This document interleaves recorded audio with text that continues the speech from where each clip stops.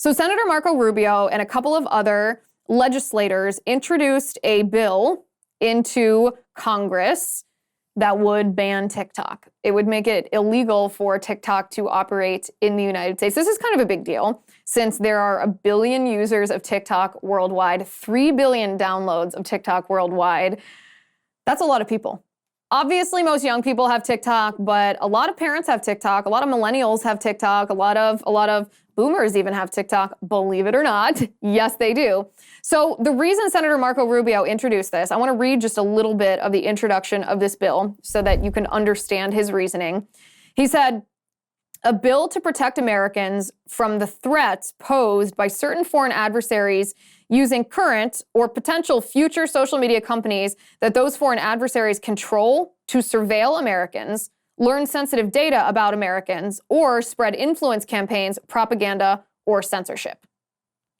Okay, well, those sound like pretty good reasons to me. This comes on the heels. This is not the first government action taken against TikTok. This comes on the heels of some states across the nation, the most recent one being Colorado, and I believe Alabama as well.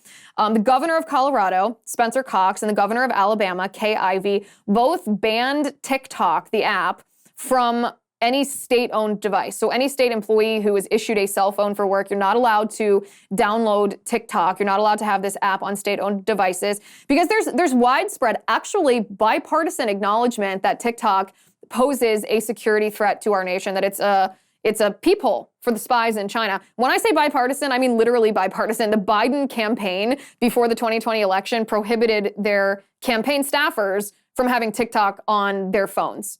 Why? Because even the Biden campaign knew that TikTok was a Chinese spying app. Because when you download TikTok, so if you download any app, you have to give it permissions. A lot of times you have to give it access to your camera and to your microphone. If it's a photo-centric app, sometimes have to give it access to your contacts if you want it to suggest friends. There are a lot of permissions. Maybe you're the same as me. You don't always read the permissions because you know you're going to get the app anyway. A lot of us are guilty of this, but TikTok takes it even a step further than Facebook or Twitter or Instagram or some of the more invasive social networking apps that do some data collection. TikTok gives themselves, through this permission, access to everything on your phone. I'm talking about all your texts, all your phone calls, all of your contacts, all of your apps, all of your activity on all of your apps. They basically grant themselves the permission, if you accept their app, if you download their app, to snoop on every aspect of your phone. Even GPS. They can find out where you are, pinging off your phone, sometimes as often as every 30 minutes. This is much further, I think, than what a lot of Americans would be comfortable with.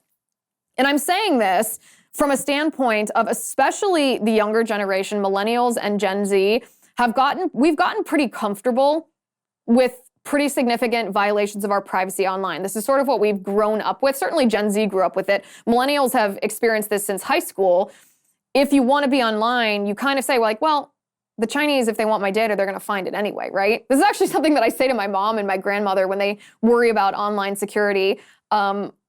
I say, well, listen, if somebody wants to hack you, wants to get your stuff, they're going to, whether or not you are worried about it, whether or not you're paranoid about things. If someone wants to get your stuff, they're probably going to figure out a way to get your stuff.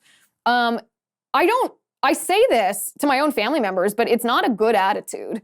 It's not a good attitude to be so cavalier with surrendering our data, especially to an adversary that not just hypothetically could use this against us, but is actively waging information wars against us.